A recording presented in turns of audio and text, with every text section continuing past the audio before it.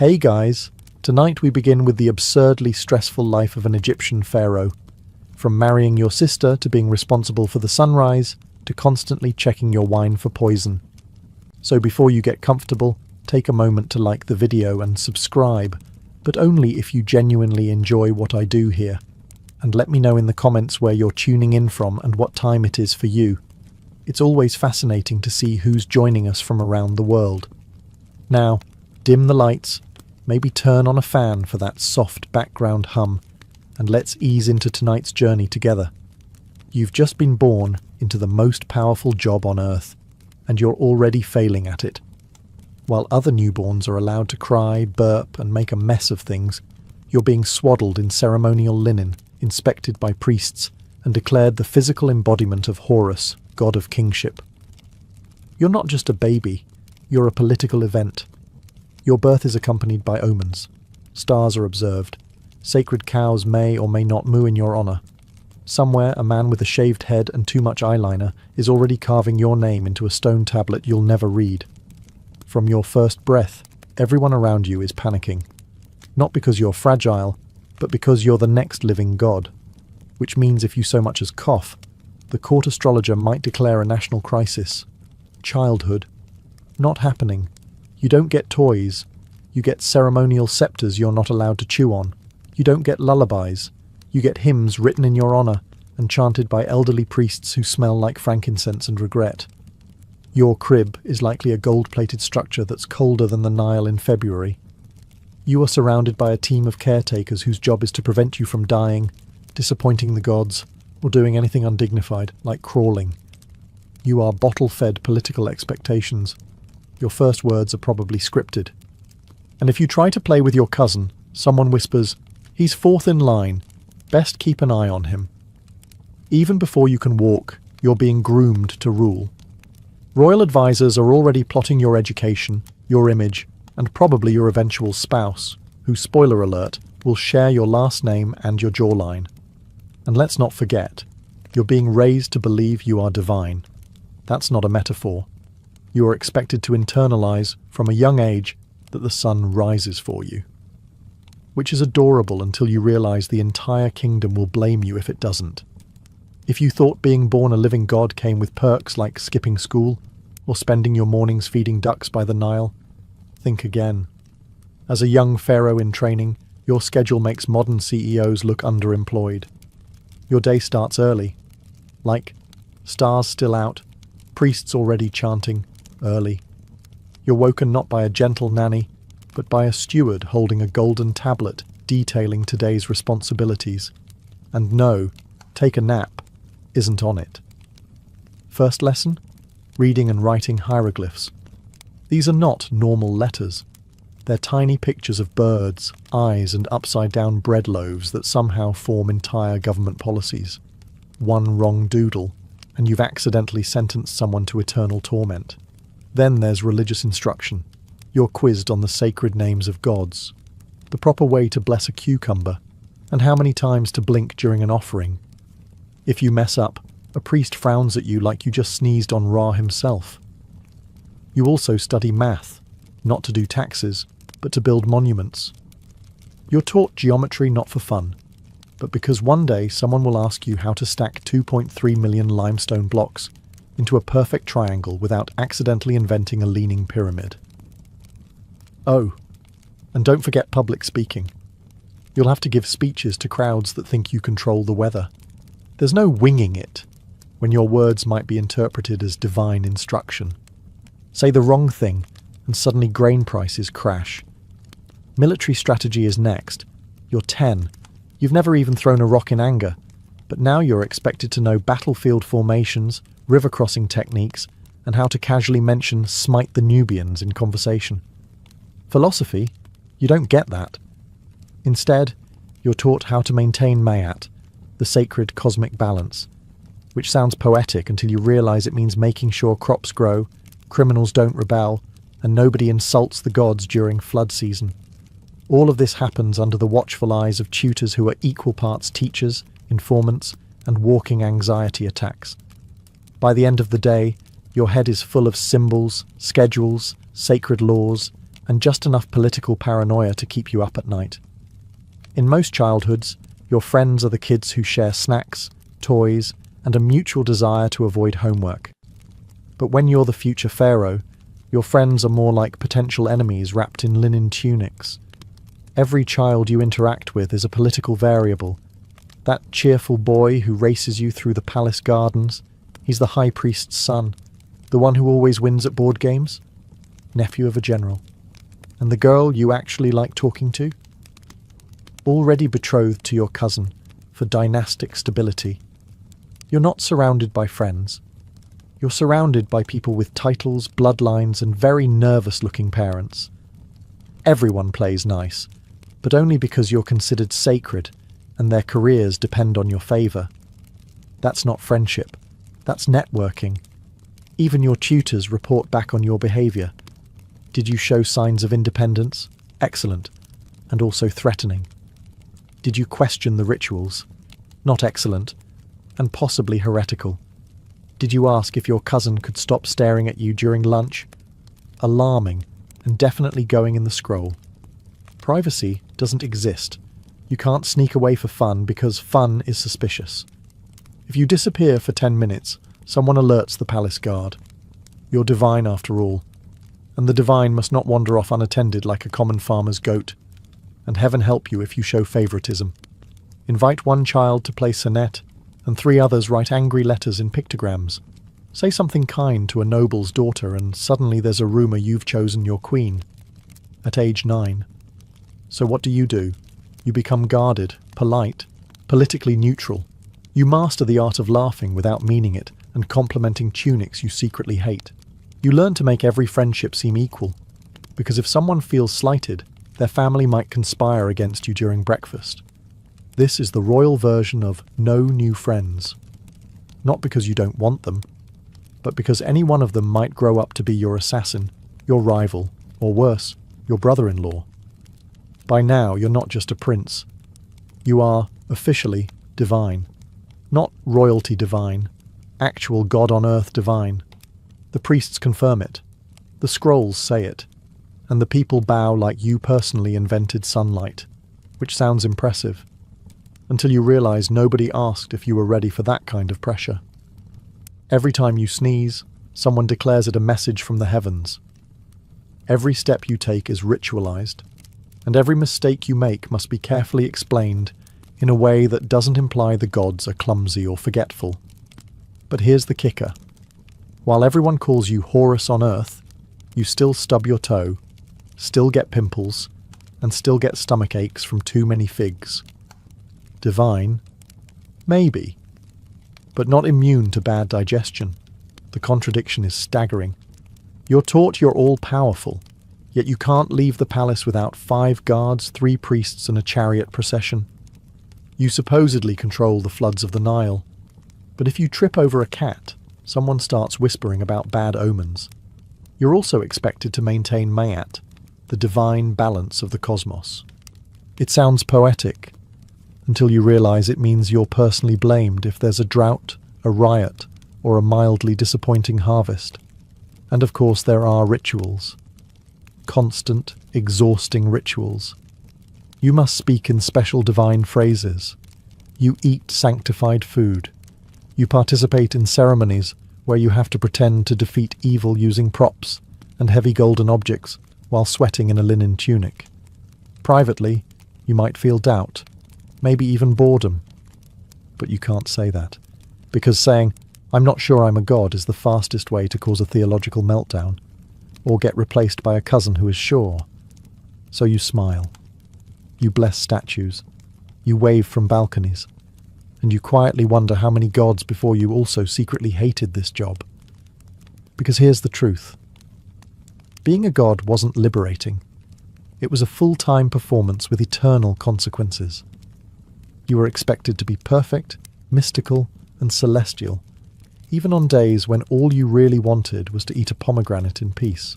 And no one warns you that the higher they place you, the lonelier it gets at the top of Mount Divine Expectation. So, puberty has arrived.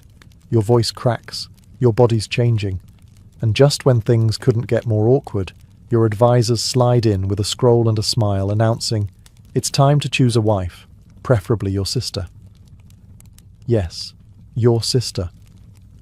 In the noble tradition of keeping the bloodline pure, a term that here means genetically risky, you're now expected to marry a close relative. Your aunt, your half-sister, your cousin. All perfectly acceptable options, according to dynastic politics and zero genetic counselors. Romance? Irrelevant. Personal preference? Not part of the ceremony. This is about optics. You're divine, she's divine, and nothing screams divine legitimacy like holding hands at your wedding with someone who also shared your wet nurse. Meanwhile, the palace is buzzing. Court officials are debating which relative is the least related, like it's a riddle from the gods. The priests are thrilled. The bloodline stays heavenly. The servants are placing bets. You're just trying to pretend this is normal. But it gets better. Because it's not just about marriage. It's about heirs. Fast. You're barely past your first chin hair, and already there's pressure to produce a mini pharaoh to keep the line going. No pressure, kid. Just all of Egypt counting on your awkward teenage hormones. And while all this is happening, you're expected to remain calm, composed, and ceremonial. Because you're not just a husband. You're a symbol of order, fertility, and divine cosmic power. Especially during rituals where you're paraded with your new bride, who, to remind you again, may also be your niece. In private, you might feel disgust, confusion, or just the overwhelming need to flee into the desert and scream into a sand dune. But expressing that would make you look unstable. So instead, you nod, you smile, you attend the banquet, you marry your sister, and you convince yourself that it's for the good of the realm.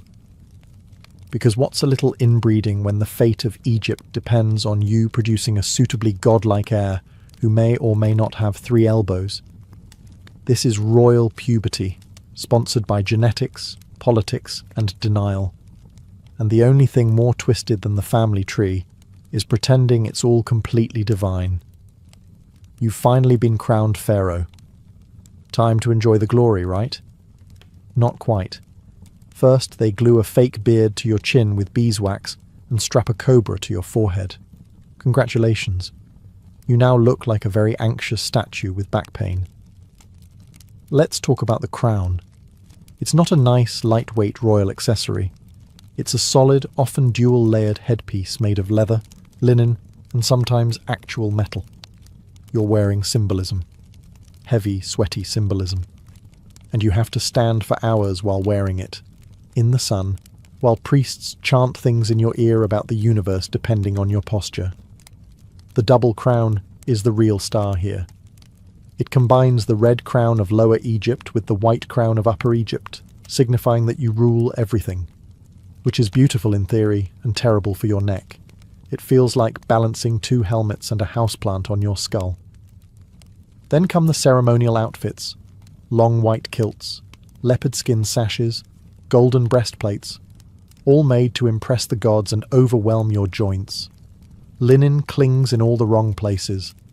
Gold doesn't breathe, and you're not allowed to fidget, even if a bug crawls up your shin. And sandals? Forget comfort. They're decorative.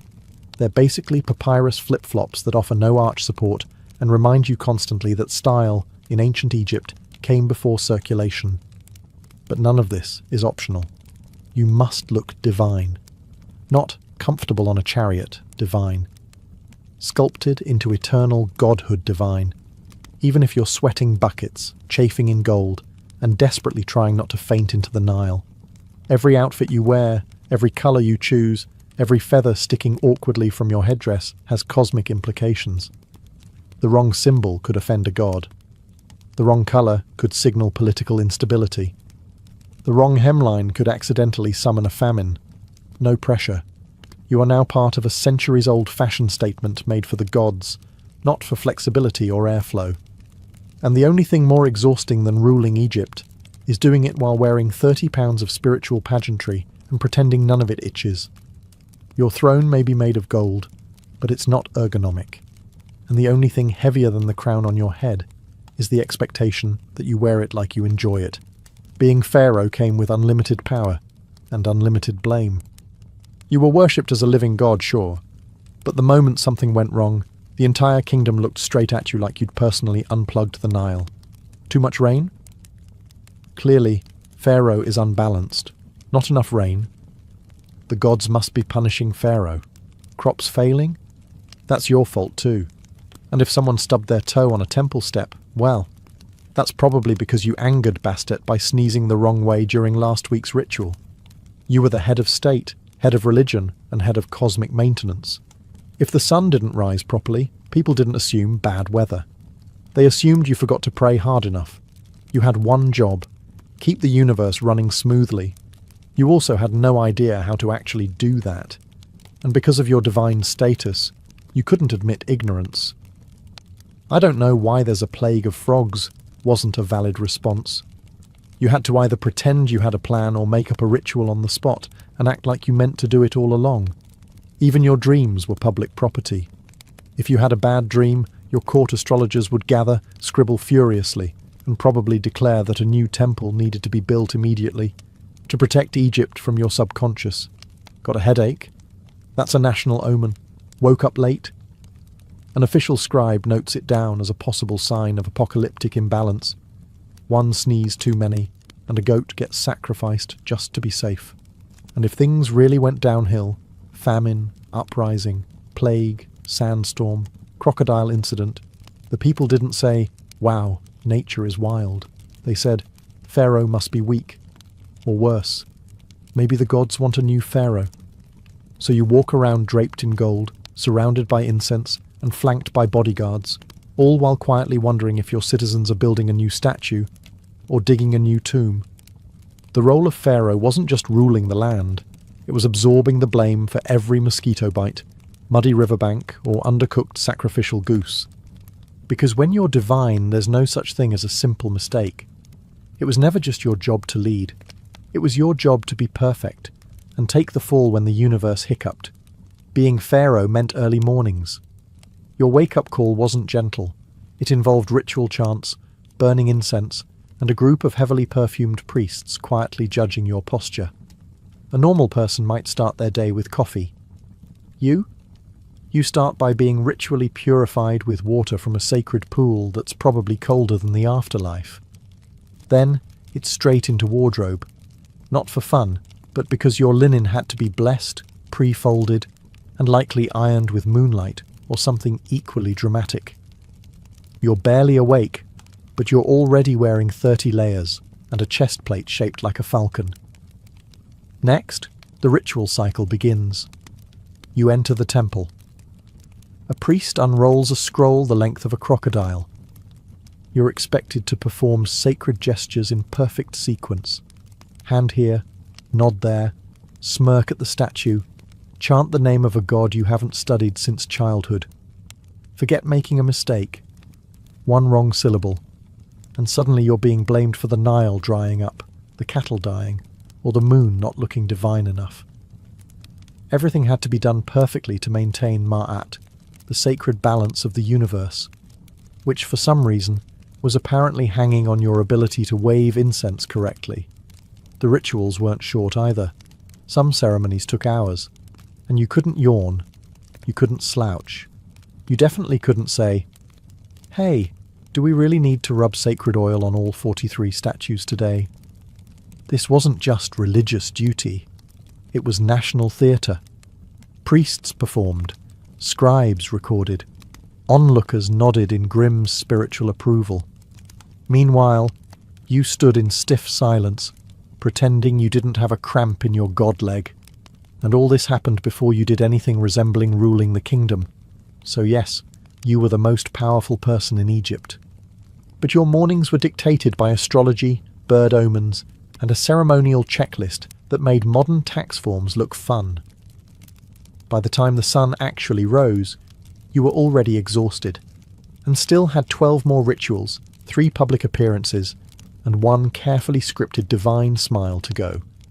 As Pharaoh, you were the most powerful figure in the kingdom, and that meant every single person around you was either pretending to love you or calculating how to replace you. Your guards? Loyal, yes, until someone offered them enough gold, goats, or spiritual favors. Your advisors? Always smiling, always nodding, always accidentally, reminding you that your cousin is very popular with the military. Even your cupbearer was suspiciously enthusiastic about bringing you drinks, like he wanted you to notice how not poisoned they were. And let's not forget your extended royal family, a tangled mess of half-brothers, uncles, and people named Ramesses, who definitely wanted your sandals. These weren't relatives. These were succession applicants. Every hallway conversation could be an ambush, every banquet a potential Last Supper. You couldn't relax in your own palace without wondering if the decorative cobra on your chair was decorative enough. The paranoia was justified. Assassinations were practically an Egyptian sport. If you died suddenly, it was often described as a divine mystery, which really meant someone got creative with date wine and scorpion venom. So you developed habits. You had food tasters. You rotated servants. You changed your daily routine at random, not because it helped, but because at least it made betrayal slightly inconvenient. And sleep? Good luck. You rested in a guarded room with triple locked doors, a ceremonial dagger under your pillow, and a guard you only half trusted standing at the entrance practicing his best "I didn't do it" face. But the most exhausting part wasn't avoiding death. It was pretending you didn't know it was coming. You had to stay calm, divine, and unbothered, because showing fear meant weakness, and weakness meant opportunity. Every glance, every handshake, every well-timed compliment could be part of someone's rise to your throne. And if you made the mistake of trusting the wrong person, well, you wouldn't have to worry about politics anymore. Being pharaoh wasn't about ruling, it was about surviving, in a palace full of people who bowed during the day and sharpened knives at night. As pharaoh, you were expected to be many things: divine, wise, unshakably composed, and incredibly photogenic in 40-degree heat, while wearing a gold chestplate and a smile that didn't suggest imminent collapse. Egyptian public life was built around ceremony, long, elaborate processions through streets packed with people who loved you, feared you, or just came for the free bread. You stood in chariots waving like a deity on parade while secretly wondering if passing out was considered a bad omen. The outfits didn't help.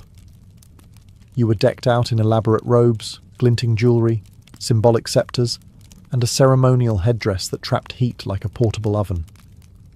Your linen stuck to places linen should never touch, and your sandals squished like they were stuffed with soggy papyrus. You'd stand through hours of rituals, blessing sacred cows, cutting ceremonial ribbons, with a gold knife naturally, and accepting offerings you didn't want from nobles you didn't trust. You smiled, nodded, and occasionally muttered, "May the gods bless you," while quietly dying inside. The sun? It didn't care you were a god. It beat down like a divine judgment. Your makeup ran. Your incense choked you. And yet, every eye in the crowd was watching, expecting to see perfection, not heatstroke in a leopard skin sash.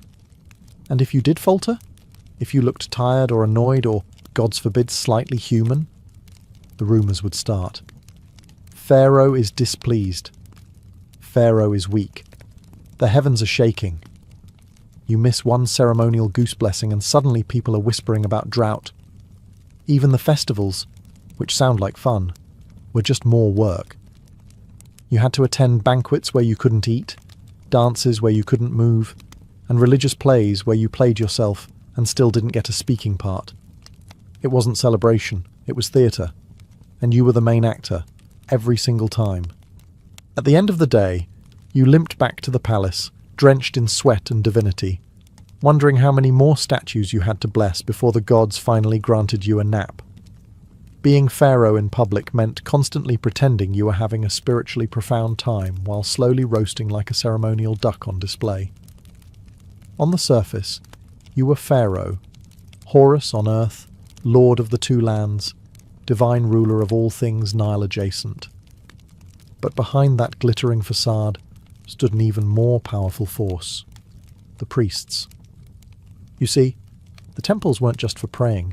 They were banks, farms, schools, libraries, tax offices, and, in all likelihood, the ancient Egyptian equivalent of data centers. The priesthood controlled grain, land, gold, public opinion, and metaphysical guilt, which meant that while you wore the crown, they held the ledgers. Every temple was a kingdom within your kingdom, and its high priest was its CEO. These weren't harmless old men humming hymns. They were political tacticians in robes, fluent in astrology, bookkeeping, and subtle blackmail. They managed the gods, the festivals, the omens, and, more importantly, your public image. If you sneezed on a feast day, they could interpret it as divine disapproval. If you wore the wrong colour sash, that might mean Ra was sad, and suddenly the barley riots start. And yet, you had to work with them. Without the priests, your divinity could vanish overnight. All it took was one new prophecy carved into a temple wall, and, poof, the gods have chosen another. Worse, the temples were tax-exempt. They hoarded wealth with holy immunity. Meanwhile, your treasury struggled to stay full unless you started a war, sold grain, or shook down a merchant caravan. The priests? They had golden statues of jackals with better retirement plans than your military generals. But the worst part? They pretended to serve you. Pharaoh, we live only to uphold your divine will, they'd say, while quietly diverting resources, managing spies, and advising your enemies to try prayer, and also treason. You were the figurehead, the sunlit symbol, the living god, and they were the committee that decided how godly you were allowed to be this week. Mess with the temples and the nation rebels. Obey the temples, and you slowly become their mascot. It was a power struggle with incense and passive aggression, and the longer you reigned, the more you realized the gods might live in the heavens, but their accountants definitely lived at Karnak. In most families, drama means someone forgot a birthday or made a snide comment at dinner. In yours, it meant conspiracy, palace coups, and the occasional, accidental crocodile pit incident. Because as Pharaoh, your biggest threat wasn't some foreign army. It was your own bloodline. You were raised in a palace full of siblings, cousins, uncles, and half-uncles, who all believed they should be sitting on your throne. Some were ambitious, some were delusional, all of them were dangerous. Succession? That was a nightmare. Egypt didn't have a firstborn gets everything rule. It was more like, whoever survives the most assassination attempts and secures priestly approval wins. Half the court spent their time trying to guess which of your sons might become the next pharaoh, and the other half tried to make sure it wasn't the wrong one. Your own children were groomed like racehorses. Each had factions, tutors, spies, and mothers whispering bedtime stories about how the gods always choose the most handsome heir. Subtle. Meanwhile, your brothers and uncles weren't content with being royal background characters. Every one of them had at least one general on speed dial, and a disturbing familiarity with accidental staircase tumbles. And of course, there were the queens. Yes, plural. You had multiple wives, often all living under the same roof, forming alliances and rivalries with the precision of political chess masters. One wrong glance at the wrong royal woman, and suddenly the kitchen staff is quietly replacing your wine taster. Palace life was like living in a really beautiful, overly perfumed cage where everyone was either your relative or your future usurper. And funerals? Oh, the drama. Every death became a suspicious death. Every illness, a potential poisoning, every coughing fit, a topic of temple gossip. Even your own burial wasn't safe. Tombs were looted, names were erased, and your own loyal son might finish your pyramid and then immediately start carving over your legacy because he wanted a bigger one. Being pharaoh meant that the people who knew you best were also the people who most wanted you. Removed. Politely. Permanently. It was a royal forest full of snakes. So, after a life of rituals, paranoia, heatstroke and family backstabbing, you finally die. You'd think you'd earned a break. But no. In Egypt, being dead didn't mean being done. It just meant you were about to become a full-time spiritual symbol and a part-time horror movie prop. The embalming process begins immediately. Your internal organs are removed, weighed, and politely stuffed into canopic jars, each one guarded by a funereal animal-headed deity, like a post-mortem Pokemon team. Your brain? Pulled out through your nose with a hook, not because it's useless, but because tradition says so. Then you're stuffed with resin-soaked linens and natron salts until you resemble a sacred raisin in a very fancy bandage. Your body becomes a political relic, wrapped tighter than your palace tax scrolls. Next comes the coffin, or rather, coffins, plural. You're stuffed into a series of increasingly ornate wooden boxes like some kind of divine nesting doll, each covered in gold leaf, inscriptions and protective spells in case you encounter rude ghosts on your way to the afterlife. But the real showstopper? The tomb. You've spent half your life and half the kingdom's GDP constructing a mausoleum designed to scream immortality. Walls covered in instructions, prayers, and awkwardly drawn images of you smiting enemies who definitely aren't going to bother you in the afterlife. Unfortunately, your tomb also screams, "Please rob me." Despite curses, guards, and architectural misdirection, most pharaohs' tombs were looted within decades, sometimes hours, of being sealed. So while your priests were chanting prayers over your eternal spirit, local criminals were sprinting off with your gold-plated footrest. But the worst part? If your name is forgotten, if your tomb is defaced, or if your mummified body ends up in a museum gift shop 3,000 years later, you don't get to enjoy the afterlife at all. That's right. One bureaucratic oversight, and you're stuck haunting some poor archaeologist forever. You might have been king in life, but in death, you're museum bait, political currency, or a cautionary tale carved into limestone. And just think, you haven't even reached the judgment hall yet. For someone marketed as a divine being, you sure spent a lot of time in mortal danger. Being pharaoh wasn't just about building temples and posing for statues. No, it also meant leading armies. Personally. As in, grab your war chariot, strap on a bronze sword, and go smite some foreigners before breakfast. Your generals made the plans. The scribes wrote the propaganda. But you had to show up and pretend you weren't terrified. Because divine authority only worked if people saw you physically leading the charge, even if you had absolutely no idea how to hold a spear without looking like you were trying to pick up laundry. And forget hiding in a tent like some medieval king. You were expected to ride at the front of the formation, waving a ceremonial axe and shouting your divine catchphrase, usually something like, "The gods will crush you," while silently hoping the enemy didn't have better archers this year. Even if the battle went well, you couldn't win quietly. You had to return home with prisoners, loot, and enough severed hands to impress the temple accountants, all of which would be paraded through the streets while you smiled and tried to look both humble and terrifying. Lose the battle, though? That's a problem. A big one. Because pharaohs don't lose. If you got injured, humiliated, or, gods forbid, ran away, the priests might interpret it as divine displeasure, or worse, an excuse to replace you with someone who hasn't been cursed by defeat. So now you're stuck in a cycle.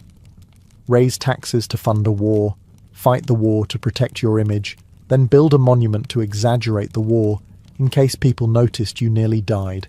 It's expensive, exhausting, and extremely bad for your blood pressure. And here's the kicker. Even if you didn't want to fight, you often had no choice. Generals demanded it, advisors insisted. The gods sent a dream, or maybe the priests just ran out of things to do and decided it was smiting season again. You weren't just pharaoh. You were the marketing department for national military ambition. And if you didn't win, you'd better hope they bury you fast, because history isn't kind to divine war heroes who come home without trophies. After all the rituals, warfare, backstabbing siblings, and linen-wrapped paranoia, you'd think history would at least give you a standing ovation. But no. The final insult of being pharaoh was this. Your legacy was entirely out of your hands. You could commission the grandest temple, carve your name on every obelisk, and bury yourself beneath a mountain of gold. But all it took was one jealous successor with a chisel, and poof, you never existed. Name erased, statues defaced, achievements reassigned to your great-nephew who ruled for 6 minutes and declared himself son of the sun and also super cool. Erasing names wasn't just pettiness, it was spiritual murder. In ancient Egypt, if no one spoke your name, your soul couldn't reach the afterlife. Which means you weren't just forgotten. You were trapped in cosmic limbo because your great-grandson wanted your pyramid budget. And even if they didn't erase you, they might just rewrite you. Suddenly, your disastrous battle becomes a glorious victory. Your mild-mannered personality? Upgraded to unquestionably heroic. That embarrassing crocodile incident? Omitted entirely. Future generations treated your legacy like a group project they didn't read the notes for. You were remembered not as who you were, but as what made the next guy look better. And for some pharaohs, the real humiliation came thousands of years later, when their carefully guarded tombs were discovered by archaeologists who immediately cracked them open, put their mummies under fluorescent lighting, and shipped their fingernails to museums. That gold sarcophagus you spent your life preparing? It's now a display case for elementary school field trips. Your royal toenail clippings are tagged, catalogued, and possibly available in the gift shop as keychains. You ruled empires. You were a god. And now, you're a skeleton in a climate-controlled box, while tourists mispronounce your name and wonder if your curses are still active. So yes, you were the living embodiment of divine order, the chosen of Ra, the lord of the two lands. And your greatest reward? Being slightly misrepresented by a travel blogger 3,000 years later. Harold Sigurdsson entered the world in the year 1015, screaming, we assume, into a kingdom already on fire. Norway was a battleground. His half-brother, Olaf Haraldsson, was fighting tooth and axe to unify the country under one crown. It wasn't going well. The nobles hated Olaf, the Danes wanted his head, and the old pagan traditions were cracking under the weight of Christian kingship. So baby Harold was born not into a cradle of comfort, but into a world of sword points, shifting alliances, and blood feuds. His family wasn't ordinary either. His father, Sigurd Syr, was a minor king, more farmer than warrior, but wealthy and respected. His mother, Osta Gudbrandsdatter, was the political fire-starter of the family, ambitious, shrewd, and fiercely Christian. And most importantly, she was the mother of Olaf Haraldsson, soon to be St. Olaf. That made Harold a prince by blood and destiny, and a younger brother who would grow up watching a warrior king try to claw a country into unity. From the beginning, Harold wasn't treated like a child who might one day do something important. He was trained like a future chess piece in a game that was already bloody. By age 10, he could handle a sword. By 11, he knew how to ride, and by 15, he was riding into battle. Yes, 15. That was the year Olaf lost his throne to Danish invaders and returned from exile in 1030 to reclaim it. He gathered a ragged army of loyalists and marched to his doom at the Battle of Stiklestad. And guess who rode with him? Harold. Just 15 years old, Harold rode beside his legendary brother into the teeth of a superior army. No war paint, no glorious armour, just a teenager in chainmail, with too much idealism and not enough fear. The battle was a disaster. Olaf was killed. Harold, wounded and probably in shock, was forced to flee into the mountains with the scraps of the army. And from that moment on, Harold would never be a child again. He would be a fugitive, a survivor, and a man shaped by defeat. The Viking prince had entered the stage, not in glory, but in blood and retreat. This was not the end of Harold's story. It was just the prologue. After Stiklestad, Harold didn't disappear. He retreated. Wounded and grieving, he fled eastward, crossing the snowy spine of Scandinavia into the wide rivers and dark forests of Kievan Rus. To most Norwegians, that meant exile, but to Harold, it was a second chance. At the time, Kievan Rus was a rising powerhouse, Slavic, Norse, Byzantine influenced, and ruled by Yaroslav the Wise. Lucky for Harold, Yaroslav had a soft spot for well-connected Viking royalty. Even luckier, Yaroslav's court was already crawling with Norse mercenaries. Harold fit right in. But this wasn't some cushy guest spot in a royal palace. Harold signed up to fight, and fight he did. Against raiders, steppe nomads, rebellious princes. Harold earned his scars and his silver. He impressed Yaroslav so much that he was given command of troops barely a year after arriving. He also may have fallen in love with one of Yaroslav's daughters, but we'll get back to that. The young Viking's reputation grew. He was tall, fierce, and clever with tactics. While most warriors charged headlong into battle, Harold flanked, feinted, and waited for his moment to strike. If you were under his command, you learned discipline. If you faced him, you learned regret.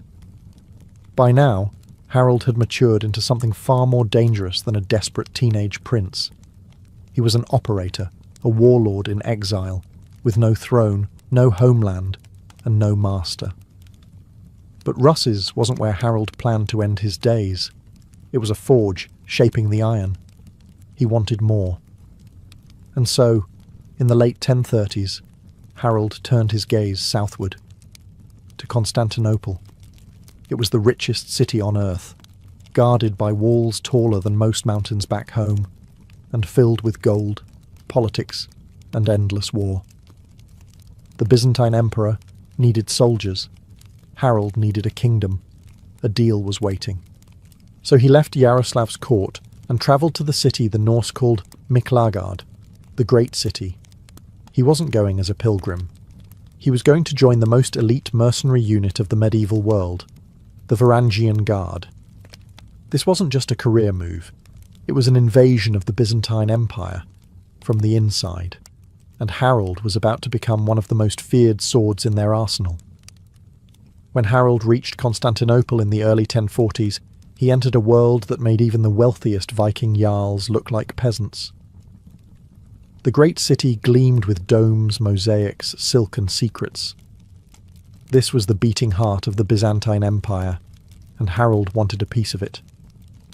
He joined the Varangian Guard, an elite unit made up mostly of Norse and Anglo-Saxon mercenaries. Their job? Guard the emperor, fight his wars, and keep a very sharp axe handy in case things got political. Harold wasn't just another brute with a beard. He rose fast. His height, his cunning, and the sheer ferocity of his fighting style turned heads. He didn't just survive in Byzantium, he thrived. Over the next few years, Harold Hardrada became a living storm. He fought in Sicily against Arab rebels. He battled pirates in the Aegean. He marched through Anatolia, crossed into the Holy Land, and even reached as far as Jerusalem, where, legend says, he bathed in the River Jordan and made a vow to someday rule a kingdom of his own. But Harold wasn't just swinging a sword. He was watching, learning, plotting. Byzantine politics were a viper pit. Courtiers, generals, and eunuchs all stabbing each other in the back with a smile. And while Harold couldn't out-scheme the palace elite, he could outlast them. He was there during multiple emperor swaps, civil unrest, and shady palace coups, and through it all, he kept rising. He also got very, very rich. Spoils of war, bribes, gifts. Some say he even stashed treasure in Constantinople to collect later. He wore silk, not fur, gold, not bronze. This wasn't the Viking boy who fled Stiklestad. This was a seasoned warrior with more Byzantine polish than most Greek courtiers. But Harold was never going to be content guarding someone else's throne. And when the emperor began to see him as a threat, just another ambitious foreigner with too much gold and too many friends, Harold decided it was time to leave. He escaped Byzantium the way he'd survived everything else, with a combination of nerve, muscle, and sheer Viking stubbornness. He'd spent nearly a decade fighting for emperors. Now he would fight for himself. His next stop? Home, Norway. And this time, He wasn't coming back to beg. He was coming back to rule. By 1045, Harald Hardrada was done being anyone's hired sword. He returned to Scandinavia, a battle-hardened warlord, glittering with Byzantine gold, trailing exotic mercenaries, and carrying enough battlefield experience to make most kings look like amateurs. But Norway wasn't exactly rolling out the red carpet. At the time, Norway already had a king, Magnus the Good, the illegitimate son of Harald's half-brother, St. Olaf. Magnus had been holding the throne reasonably well. He was young, popular, and had united both Norway and Denmark under his rule. But what he didn't have was Harald's experience, Harald's wealth, or Harald's ambition. So Harald did what any self-respecting Viking power player would do. He hired an army. Using his Byzantine treasure hoard, Harald recruited fighters from across Russes and Sweden. Then he struck a deal with Svein Estridsson, Magnus's rival in Denmark. Harald would help Svein reclaim Denmark, and in return Svein would help Harald challenge Magnus for Norway. It was a messy, medieval bromance based entirely on mutual hatred and longboats. But Harald didn't actually need to invade. Magnus, sensing a bloody civil war in the making, made a surprising move. He offered to share the throne with Harald. It was a power-sharing deal that was never meant to last. The two co-ruled Norway with all the tension of a forced marriage between a peaceable king and a returning war machine. It was like trying to split a crown between a monk and a lion. And Harald wasn't the monk. In 1047, just 2 years into their uneasy arrangement, Magnus died suddenly. Some say illness, others whisper poison. Harald didn't waste time mourning. He seized the throne of Norway without blinking and made it crystal clear. He was now sole king. But he wasn't satisfied. He wanted Denmark too. And so began nearly 2 decades of war between Harald and Svein Estridsson. Raids, battles, skirmishes. Harald hammered Danish coasts with the same energy he once brought to Arab fortresses. He burned towns, seized ships, and left no village unplundered. Yet he could never quite hold the land. Denmark resisted. Svein survived. And the throne remained out of reach. Still, Norway was his, and Harald ruled it like a man who had spent 20 years fighting for the right to wear a crown. But he hadn't forgotten about England. And soon, his eyes turned west. By the late 1040s, Harald Hardrada sat on the throne of Norway, not just as a warlord turned king, but as the last true Viking monarch. He ruled with the discipline of Byzantium, the ferocity of Rus, and the ambition of a man who had never forgotten what it meant to lose. His rule was anything but gentle. Harald raised taxes, centralized power, and crushed dissent. Nobles who opposed him either bent the knee or vanished. He used his wealth to maintain a standing army and a fleet, an unheard-of luxury for Norwegian kings of the time. He built churches, minted coins, and made it clear Norway wasn't some northern backwater anymore. It was a real kingdom, with real teeth. But Harald's idea of kingship was medieval realpolitik. He wanted loyalty, but only after obedience. He wanted peace, but on his terms. If a local chieftain challenged him, Harald sent troops. If peasants protested taxes, they met swords. He wasn't a tyrant, he was just Viking royalty with imperial instincts. And the Norwegians, frankly, didn't know what hit them. Still, his reign wasn't all steel and fire. Harald was also a man of culture. He wrote poetry, often about himself, naturally, and supported skalds who immortalized his deeds in verse. He maintained trade routes across Europe and even re-established contacts with the Byzantine court, just in case his treasure stash needed revisiting. He also never stopped warring with Denmark. Every summer, like clockwork, he'd launch a new raid, sailing down to Danish shores, torching villages, taunting Svein Estridsson, like an annual reminder that he still had a score to settle. These campaigns were less about conquest now and more about pride. Harald couldn't let go, and Svein refused to die. But even Harald knew he was getting older. By the early 1060s, he started grooming his son, Olaf Kyrre, for the throne. He probably expected to rule a few more decades, retire into legend, maybe die in his sleep surrounded by gold and loyal warriors. But then came 1066, the year England exploded into chaos. Edward the Confessor had died without an heir. Competing claims flooded in, and Harold, grey at the temples but still sharp as a spear, saw his last great chance. He didn't just want Norway or Denmark anymore. He was coming for England. 1066 wasn't just a year. It was the year. The kind that turns a king into a legend or a corpse. And Harold Hardrada, nearing 50, but still built like a bear, was about to roll the dice one last time. Edward the Confessor, King of England, had died childless. The throne was up for grabs. Harold Godwinson claimed it. William of Normandy prepared to invade. But then, from the icy north, came Harold. Because why not? He had a half-baked claim through an old deal with the Danish king Knut, who once ruled England. Did it make sense legally? Not really. But in Viking logic, a claim plus an army equals a throne. And Harold brought an army. He allied with Tostig Godwinson, the bitter exiled brother of Harold, England's new king. Tostig promised English support. Harold promised steel. With around 300 longships and over 10,000 warriors, he sailed across the North Sea, just like Viking ancestors had done for centuries. Only this time, it wasn't a raid. It was a full-scale invasion. In September 1066, he landed near the Humber and advanced toward York. The English weren't ready. At the Battle of Fulford, Harold crushed a hastily assembled force under the northern earls.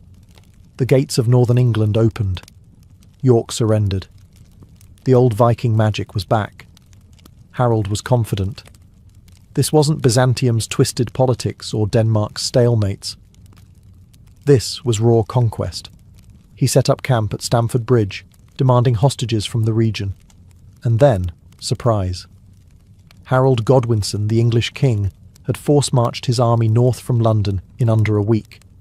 He arrived at Stamford Bridge on September 25th, catching Harold's forces completely off guard. Many of Harold's men had left their armour behind, expecting negotiations, not a battle. What followed was brutal. The Vikings fought fiercely, but they were outmanoeuvred, outnumbered, unprepared.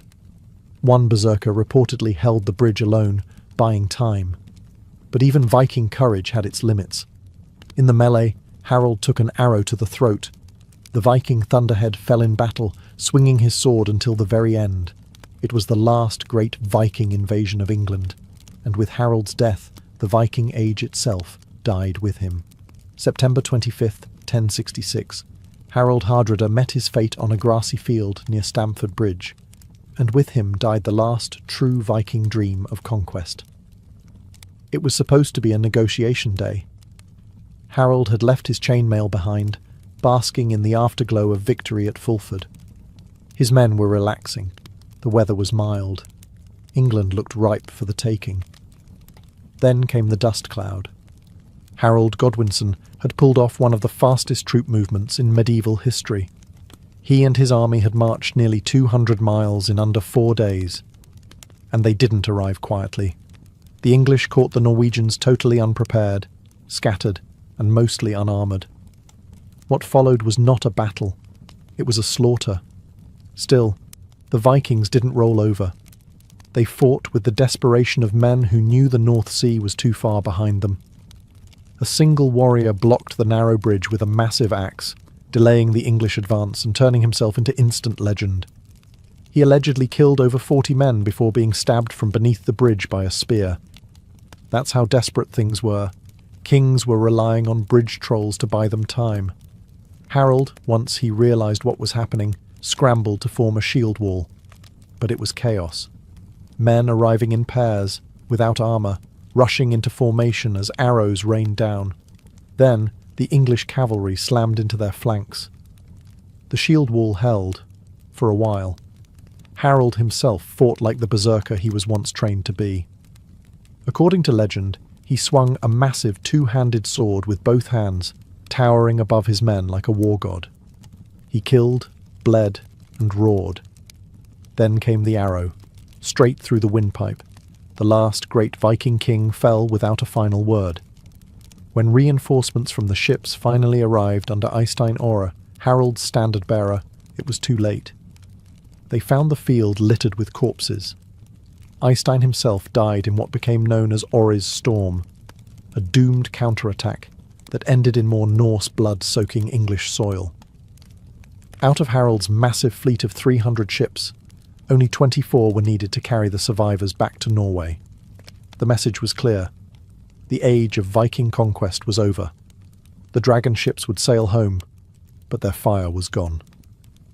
Harald Hardrada's death at Stamford Bridge didn't just end a campaign. It closed a chapter in world history.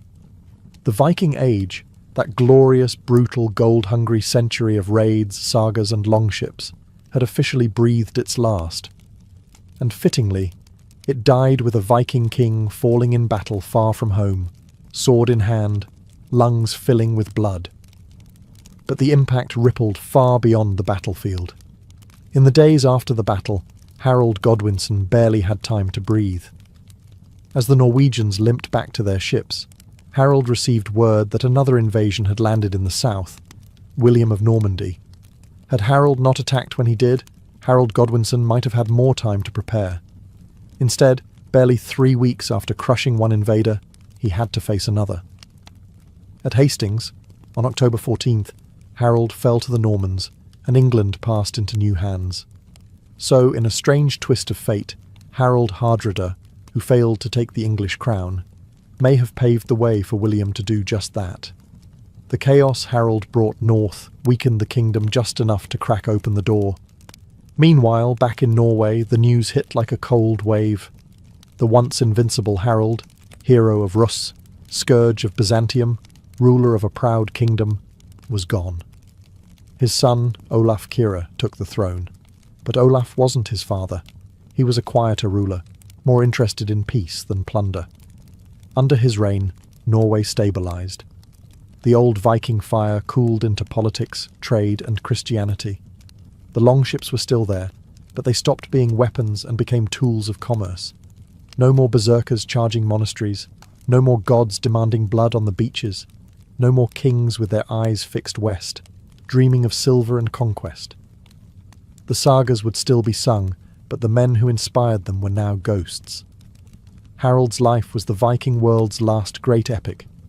From snowy Norway to the golden domes of Constantinople, from steppe skirmishes to English meadows, he embodied everything the Viking Age stood for: bravery, ambition, ruthlessness, and above all, motion.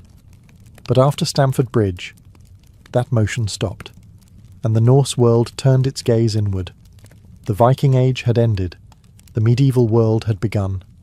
Harold Hardrada's death may have marked the end of the Viking Age, but his legacy was too large to be buried with him. Even centuries later, his story echoes through sagas, ballads, and history books like a battle horn across a fjord. He wasn't just a king, he was a symbol of a dying age, of Viking ambition at its wildest, and of what happens when a man refuses to fade quietly into history. Historians argue over how to define Harold. Was he a conqueror, a poet, a cold-blooded killer? The truth, as always, lies somewhere in the middle. He wrote verse, but also ordered raids that reduced villages to ash. He built churches in Norway, but also left fields soaked with blood from Sicily to Stamford Bridge. He was both brute and bard, builder and destroyer, but what no one questions is his greatness. No other Viking travelled as far, fought in as many wars, or accumulated as much wealth and renown as Harold. He served emperors, defied kings, and bent whole armies to his will. While most Norse leaders faded into legend with a few sagas and a cairn, Harold carved his name into 3 empires. His poetry survives. His name echoes in the Heimskringla and the Anglo-Saxon Chronicle. And his exploits still challenge modern filmmakers, writers, and scholars to figure out how one man could pack 3 lifetimes into 50 years. Even the name Hardrada, meaning hard ruler, speaks volumes. It wasn't an insult. It was a warning. Harold didn't bend. He ruled as he fought, with fire in his blood and a blade in his hand. After his death, Norway changed. Olaf Kyrre, his son, ushered in peace and prosperity. Trade blossomed. The sword was sheathed, and the Viking era turned into memory. But Harald remained larger than life. In Norway, he became a national icon. In Iceland, a saga subject. In England, a cautionary tale. And in Byzantium, a ghost of the north who once stood guard over emperors. He was the last Viking king, and he died as he lived, with a sword in his hand, chasing a crown. When the longships stopped sailing and the mead halls quieted, the world turned. But Harald Hardrada had already made sure it would remember his name. To the Vikings, a ship wasn't just wood, nails, and sailcloth. It was identity, legacy, and destiny. It was how you traded, how you raided, how you travelled, and how you passed on. So when a chieftain or warrior died, burying them in a ship wasn't just ceremonial, it was essential. In Viking belief, the ship was a sacred vessel that bridged the world of the living and the dead. Just as a warrior sailed across the sea in life to conquer foreign lands, they would now sail across the metaphysical sea to reach the afterlife. This wasn't a quaint superstition. It was a cosmic law. Life was a voyage, and death was simply the next leg of the journey. That's why these ship burials were so elaborate. The ship itself had to be worthy. We're talking about long ships up to 70 feet long, carved with dragon-headed prows and built to cut through waves and apparently through spiritual dimensions. The body would be laid in the centre, typically on a bed or pile of furs. Around it, the mourners would begin to fill the ship, not with tears, but with gear. Weapons, of course. A sword, axe, shield, and spear, because even the dead needed to be ready for battle in the afterlife. But also tools, clothing, jewellery, and occasionally more morbid cargo, slaves, horses, and even hawks, sacrificed to serve the master in death as they had in life. To us, this sounds brutal. To the Vikings, it was honour.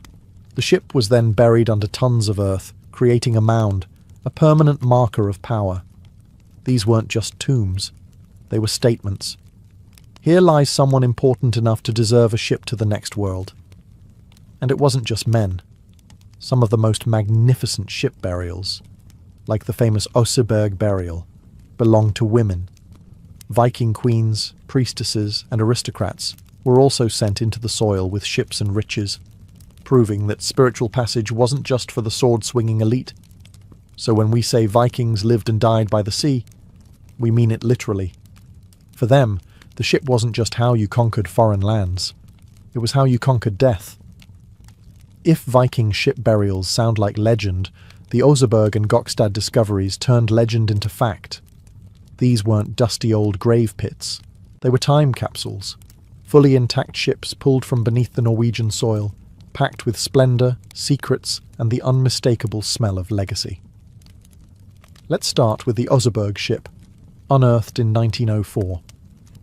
When farmers started digging near a burial mound in southeastern Norway, they didn't expect to hit a 70-foot-long dragon ship. But there it was, immaculately preserved under the clay, almost untouched by time. The prow rose in a graceful serpentine curve, its surface covered in intricate carvings. The craftsmanship was staggering. This wasn't a warship. It was ceremonial, a royal hearse for someone exceptional. But here's the twist. The Oseberg burial held two women. One older, likely noble or royal, the other younger, possibly a servant or a high priestess. The older woman may have been a queen or a powerful volva, a Viking seeress.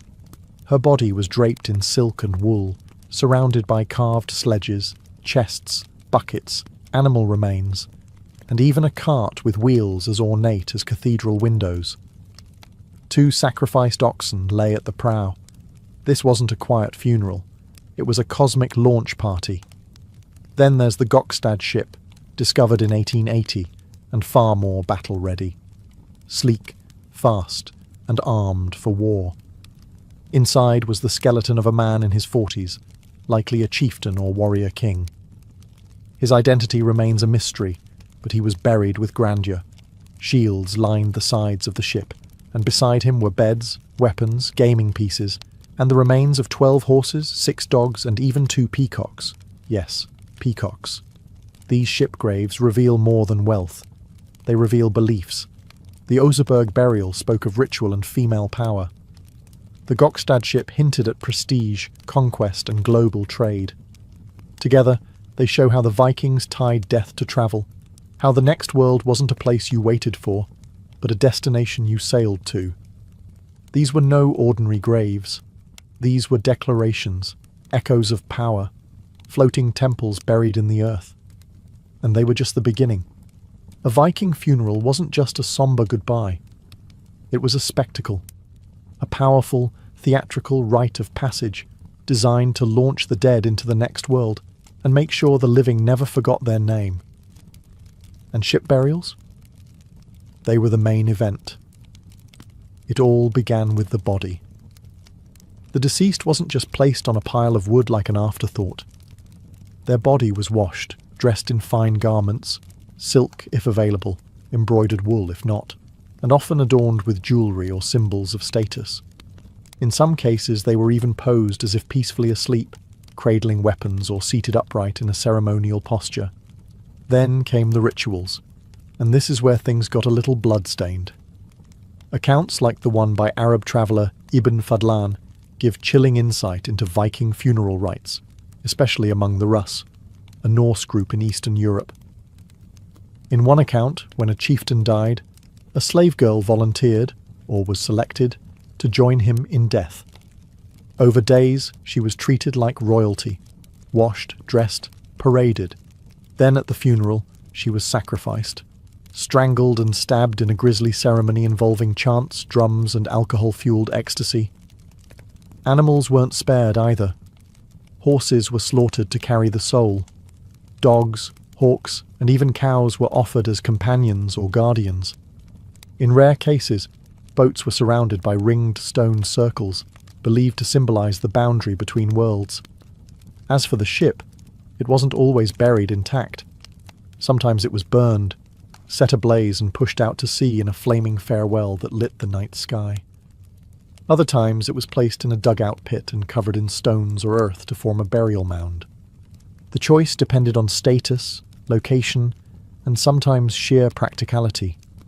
Burning a longship wasn't cheap. These funerals weren't just religious. They were political. A massive burial was a public show of power. This was no ordinary man, the message went. This was someone whose death shook the earth, and whose journey to the gods deserves thunder. The ship burials were violent, beautiful, and deeply spiritual.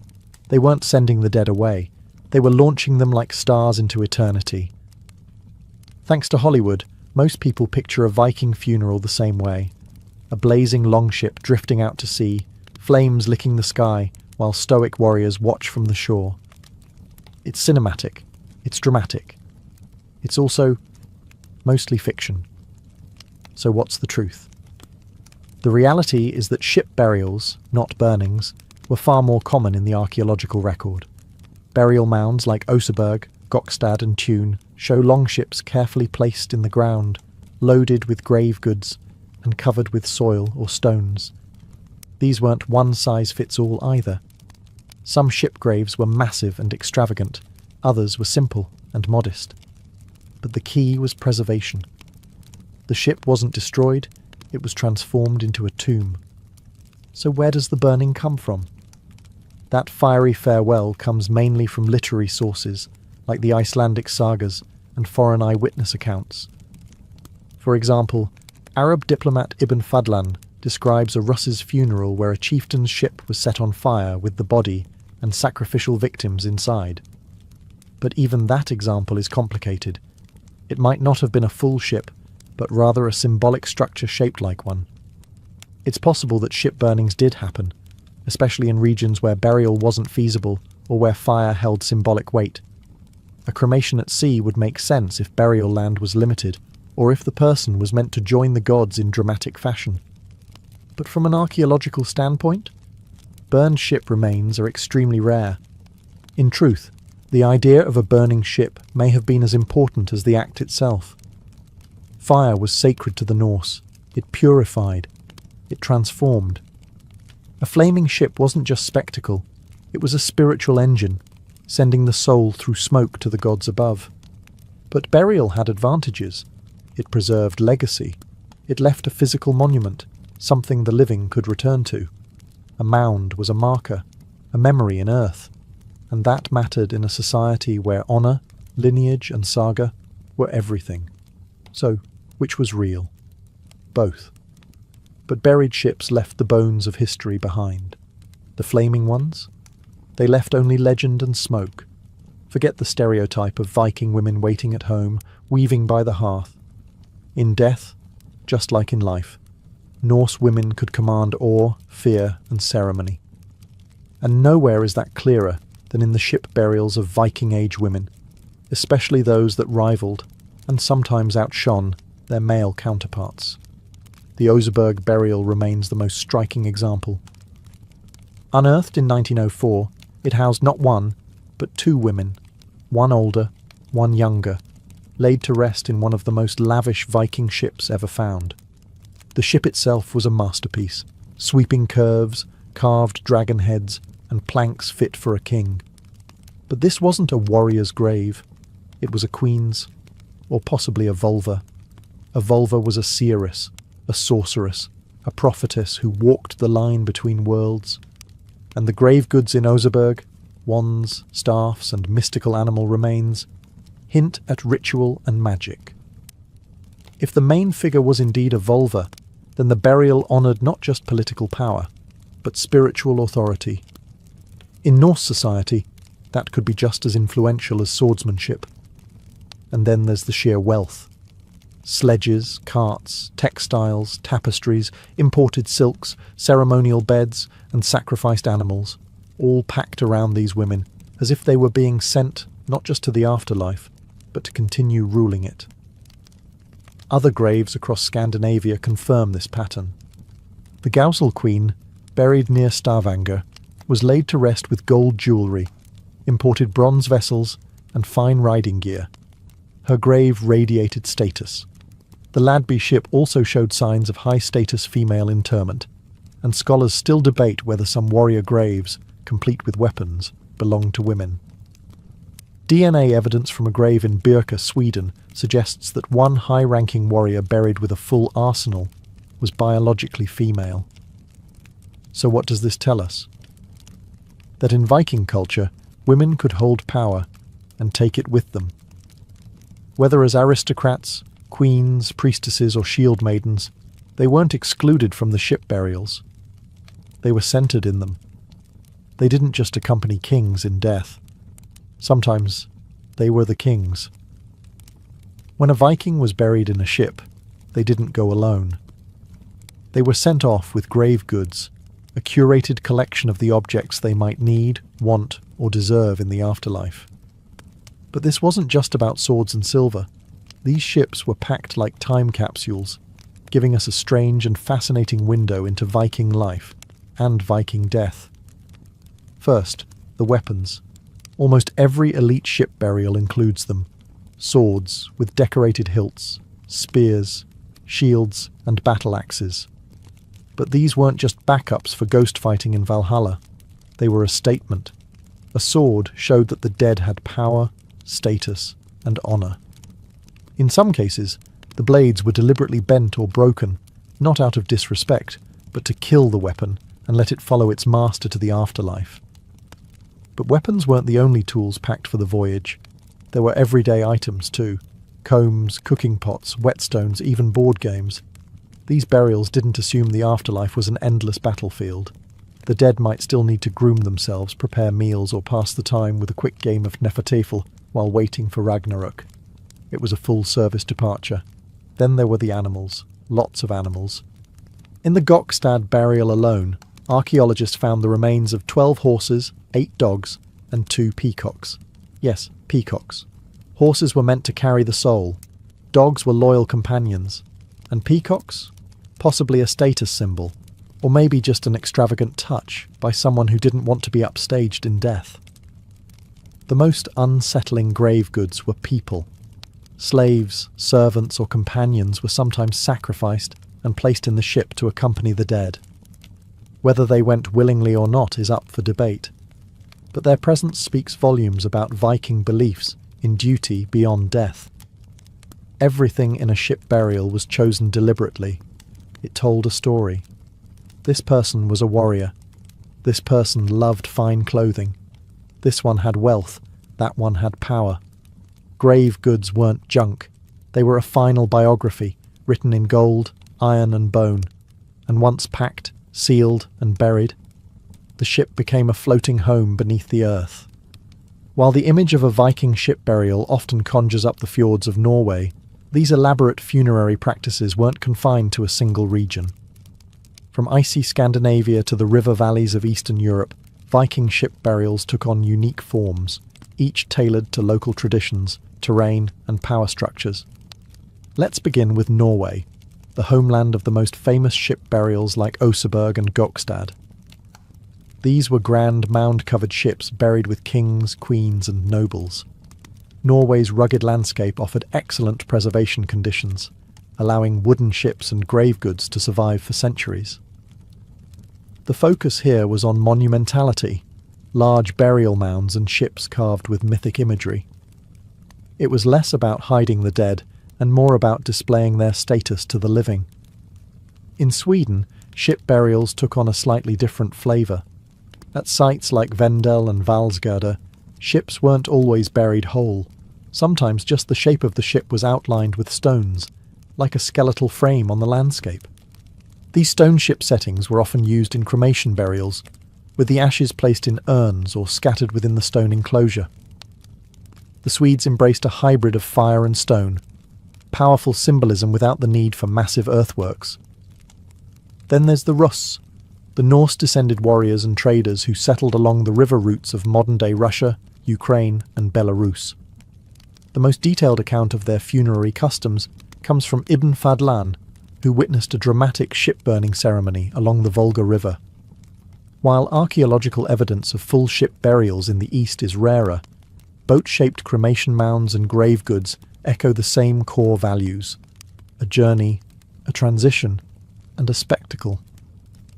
In Denmark, evidence for ship burials is more fragmentary. The marshy soils aren't kind to wood preservation, and fewer ship graves have survived.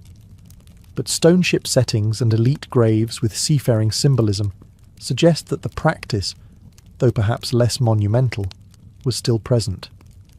Even in Scotland, Ireland, and parts of the Baltic, boat-shaped graves appear, sometimes as literal ships, other times just as stone outlines.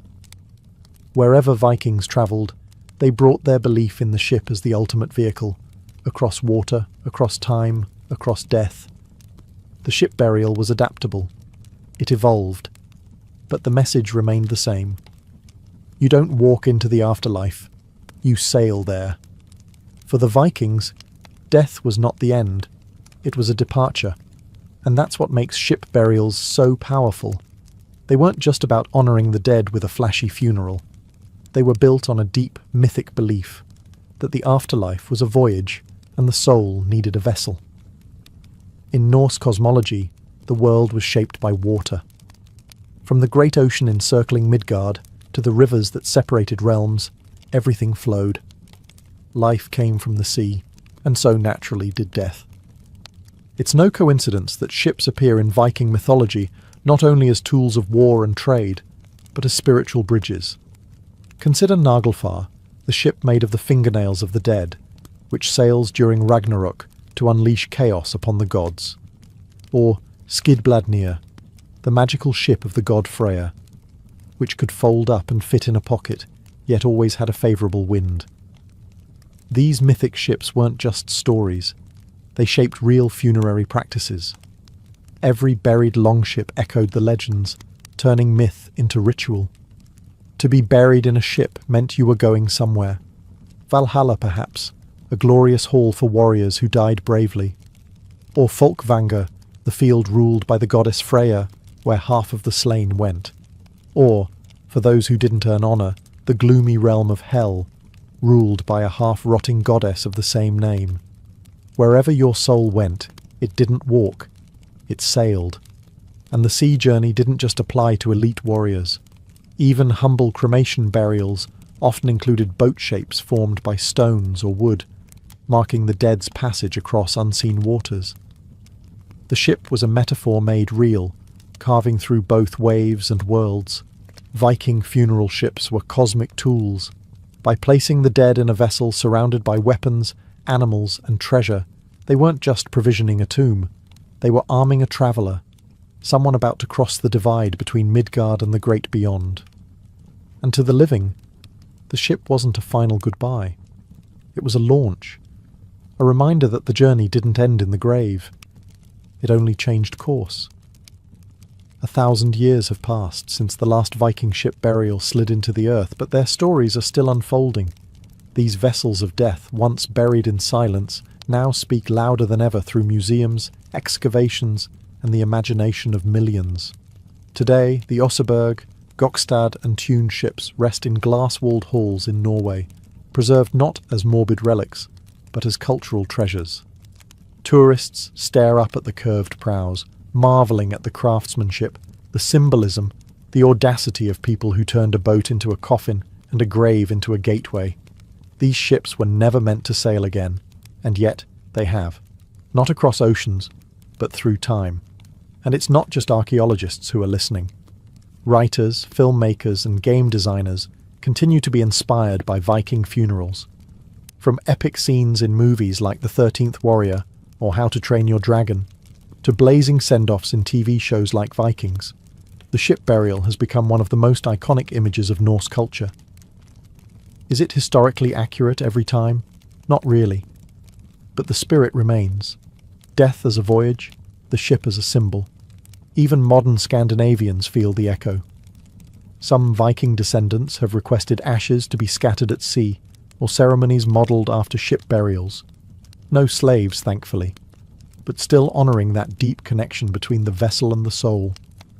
A few brave experimental archaeologists have even rebuilt burial ships, launching replicas on rivers and seas to understand the engineering and magic of the originals. What's truly remarkable is how much we've learned from the ships themselves. Their wood tells us about forests now gone. Their construction reveals knowledge of engineering rivaling that of the Mediterranean. And their grave goods, peacocks, silk, silver coins, map a Viking world far wider than just Scandinavia. The Viking ship burial wasn't just a funeral, it was a final performance. One last act in a life of war, trade, poetry and power. And even now, these ships are still performing, reminding us that the dead were once alive, that myth and memory are hard to separate, and that some vessels never stop moving. They just sail through different seas. Courtly love wasn't about marriage, procreation, or building a stable home. It was about longing, impossibility, and a strange blend of suffering and ecstasy. And by the 12th century, this concept had become so popular among the nobility that it actually developed its own unwritten rulebook, part seduction manual, part philosophical exercise, and entirely out of sync with reality. Born in the courts of southern France, especially in the region of Aquitaine, courtly love was less about real emotion and more about performance. Noblemen, and often knights, would devote themselves to a lady, usually of higher status or already married. But instead of aiming to win her over in a romantic sense, the knight's goal was to worship her from afar. He would compose poems, undertake dangerous quests in her name, and suffer gloriously in silence. If this sounds like emotional masochism dressed up in armour, it kind of was. The rules were clear. Love must be secret, it must be difficult, and it must never be fully consummated, because once fulfilled, the love lost its purity. In this game, suffering was the point. A knight's heartbreak was proof of his devotion. The more hopeless the love, the nobler the spirit. This new code of love intertwined with the ideals of chivalry, the knightly code of honour, service, and bravery. A perfect knight was brave in battle and humble before his lady. Love wasn't a distraction from knighthood. It was a test of it. A knight who could endure heartbreak without breaking his vows or honour was the true ideal. And yet, courtly love was deeply hypocritical. While the knight composed flowery verses about his lady's golden hair and impossible grace, her marriage to a powerful nobleman continued undisturbed. And while the ideals emphasized restraint and virtue, history is littered with affairs, scandals, and even duels sparked by these supposedly platonic obsessions. Still, the idea caught fire. Poets, troubadours, and minstrels made careers crafting tales of knights who bled for love, ladies who wept for honour, and the eternal ache of desire unfulfilled. Real or not, the fantasy of courtly love reshaped how medieval Europe thought about passion, power, and gender. Love had become more than an emotion. It had become a code. Before Shakespeare or sonnets, there were troubadours, wandering poet-musicians who turned unrequited love into an art form, one lute note and heartbreak stanza at a time. These were not peasants singing about ale and harvests. They were often nobles themselves, well-educated, multilingual, and well aware of how dangerous and addictive it was to sing about another man's wife. The troubadour movement began in Occitania, in what is now southern France, during the late 11th and early 12th centuries. These performers composed songs in Occitan, a Romance language, and their subject was nearly always the same: unattainable love. A knight hopelessly enamoured with a noble lady, a lady trapped in marriage but worshipped from afar. It was all beautifully orchestrated misery. Troubadour songs weren't performed in smoky taverns, but in the great halls of castles. The audience? Lords and ladies who saw their own secret desires mirrored in the verses.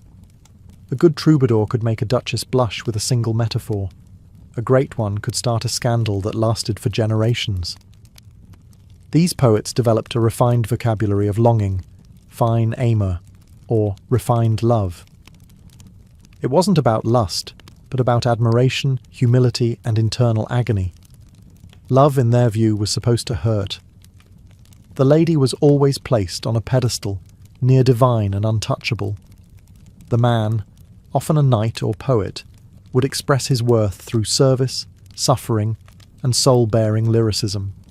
Some of the most famous troubadours were actual historical figures: Geoffrey Rudel, who claimed to have fallen in love with a woman he'd never met; Bernard de Ventadorn, who turned heartbreak into hit songs; and Eleanor of Aquitaine, a patron of the arts who likely inspired many of these tales, and perhaps lived them too.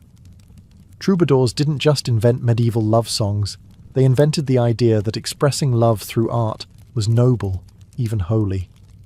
Their influence spread across Europe, giving rise to similar traditions in Italy, with the Dolce Stil Novo, Germany, with the Minnesingers, and eventually England. What they started was bigger than music. It was a cultural obsession that would define how love was written, sung, and mythologized for centuries.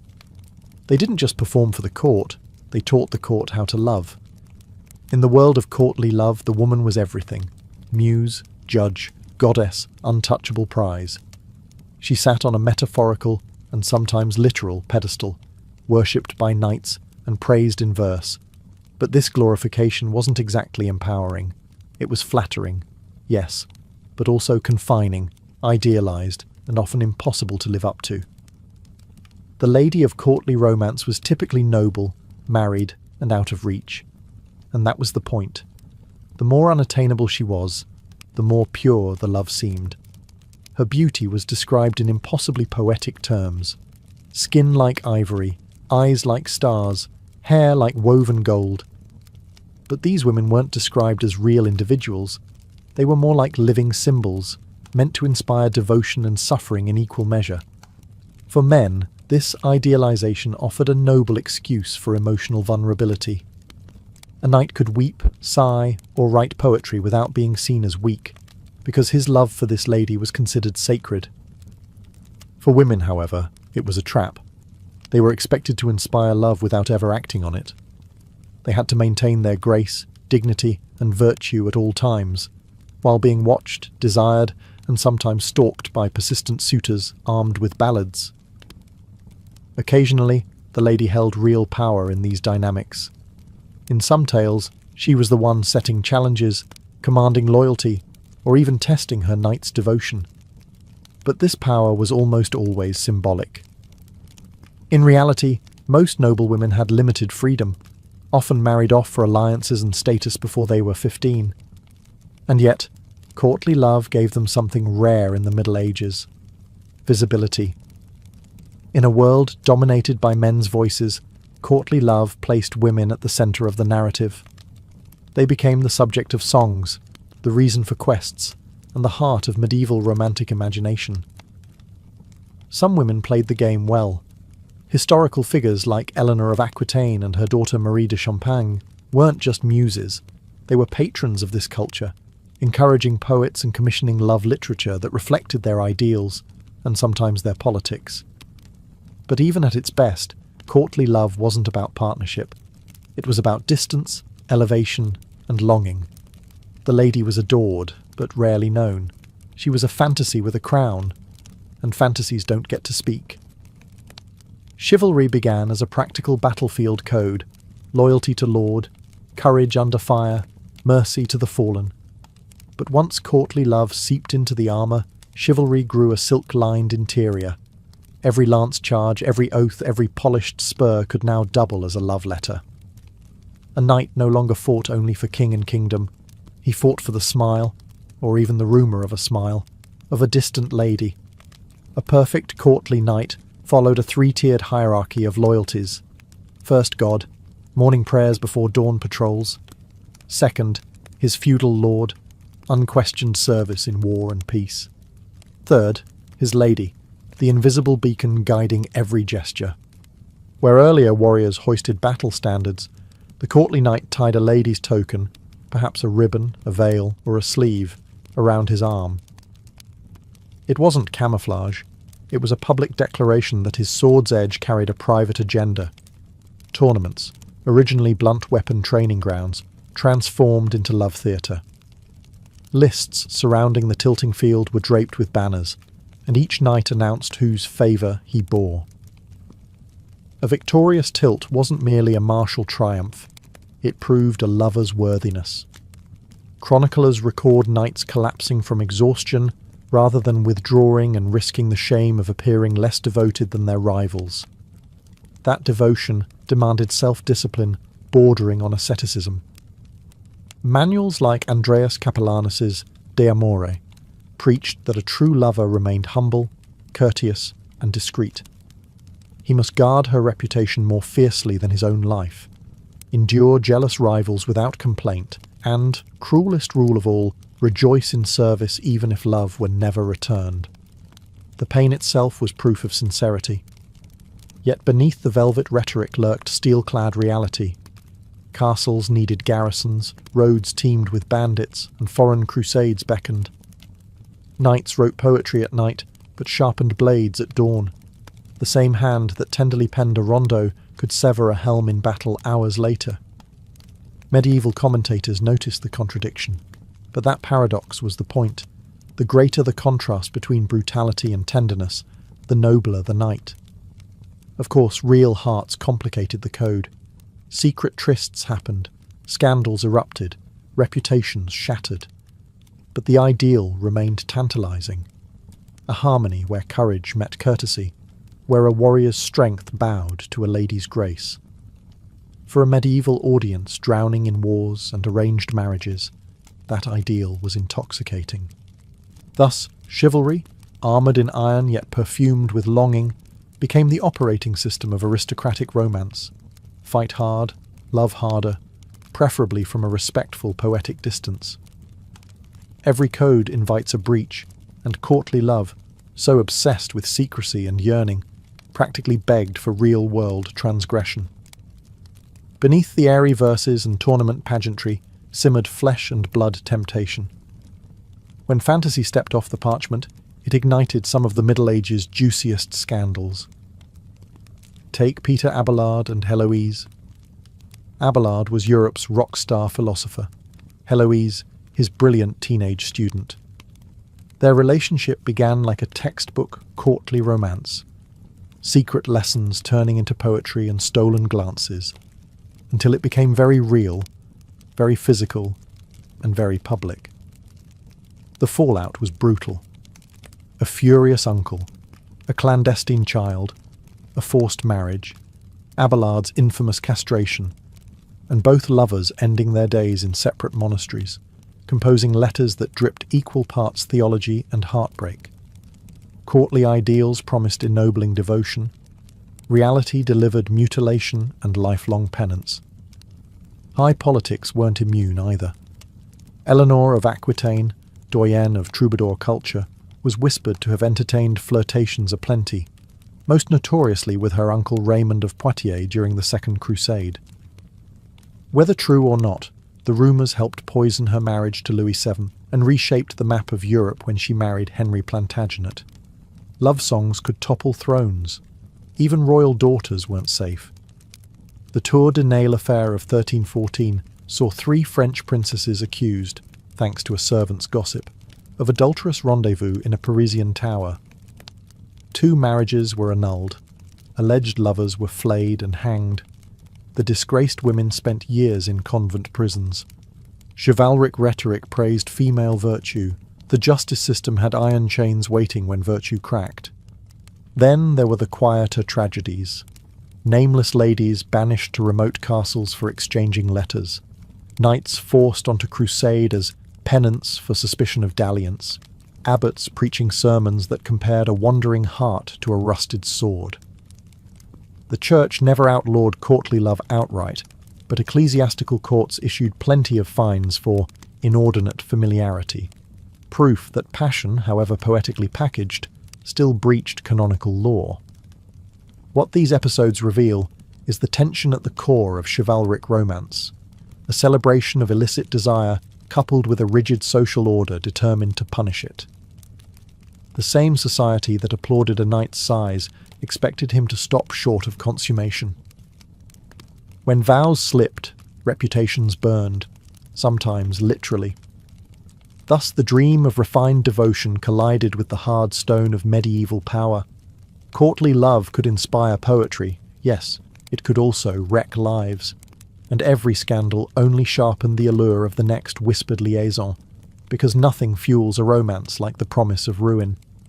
If troubadours composed the soundtrack of courtly love, medieval authors provided the big-budget cinematic universe. Beginning in the late 12th century, writers like Chrétien de Troyes took the raw material of longing, secrecy, and knightly angst and forged the first blockbuster romances, prose and verse narratives where love was not a subplot, but the engine of destiny. Enter King Arthur's court, a fictional laboratory for every chivalric dilemma.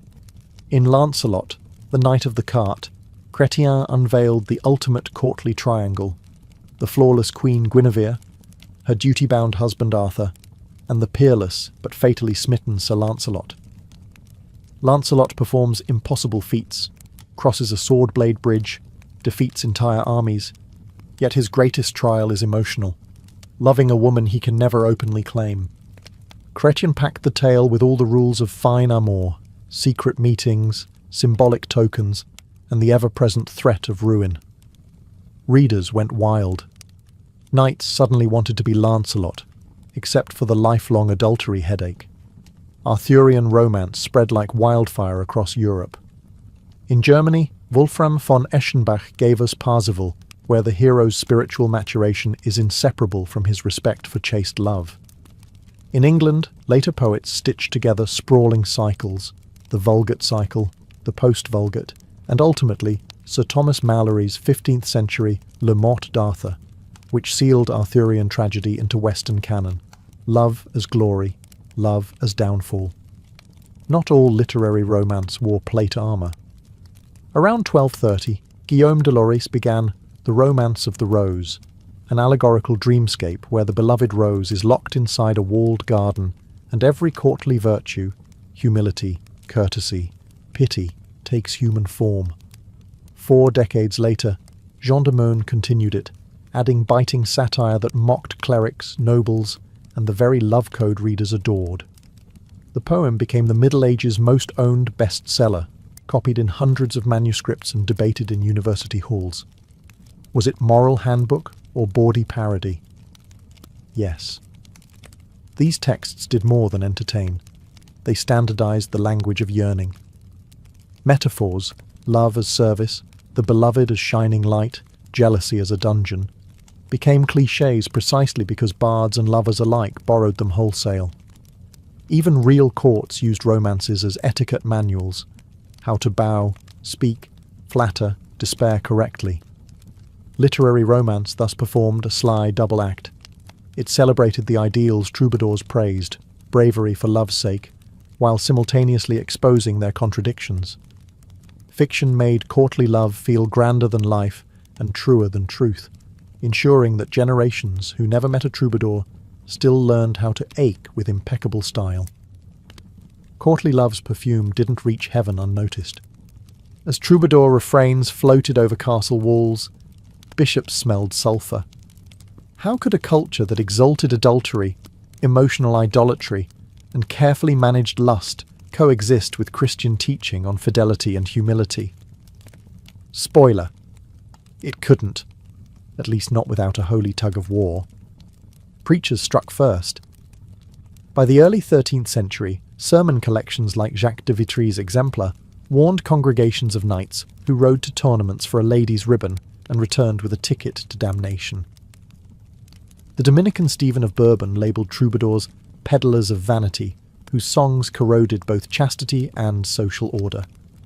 Moralists coined the term amour dérêlé, disordered love, to separate proper marital affection from the poetic, fever-sweeping court halls. Ecclesiastical courts followed with fines and penances. A knight discovered exchanging love tokens during Lent might be sentenced to a barefoot pilgrimage or forced to fund church candles, a literal fee for flaunting figurative fire. Confessors' manuals advised priests to grill penitents about clandestine liaisons, suspicious poetry exchanges, even excessive daydreaming. Desire itself became a taxable offence, payable in prayers.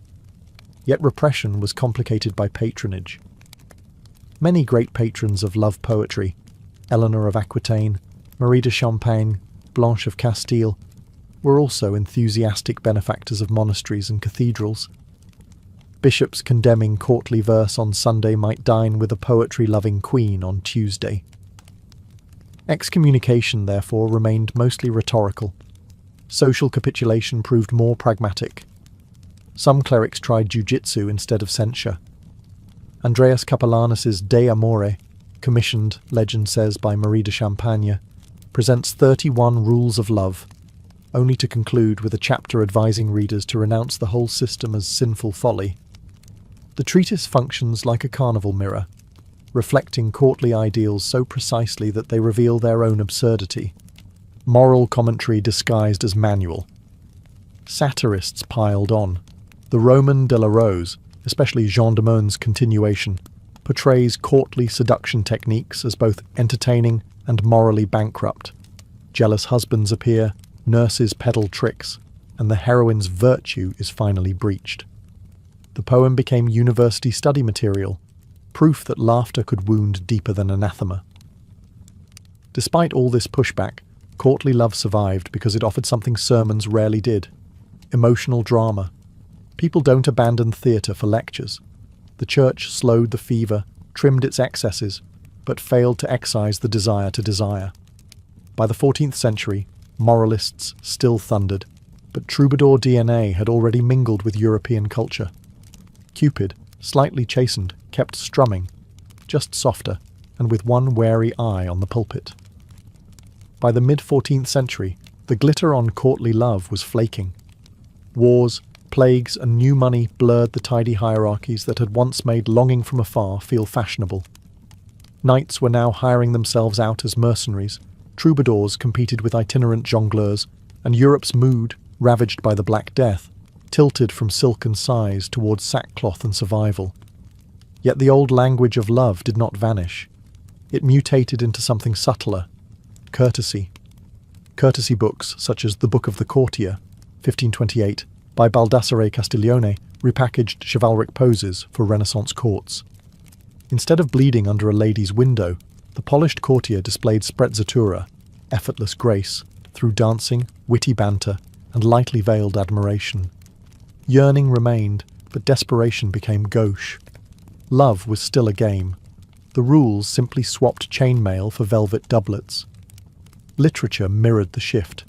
Geoffrey Chaucer's Troilus and Chryseid, c. 1385, presents lovers trapped between courtly ideals and brutal fate. Troilus worships with textbook devotion, yet politics and plague break the fantasy. Later in the Canterbury Tales, Chaucer pokes fun at knights whose rhetoric outshines their ethics, signalling that audiences now found equal pleasure in parody. Printing presses amplified change. Where hand-copied romances had circulated among elites, cheap chapbooks spread love templates to merchants and artisans. Ballads about the nut-brown maid or Sir Aldingar condensed centuries of chivalric angst into compact, hum-along tragedies.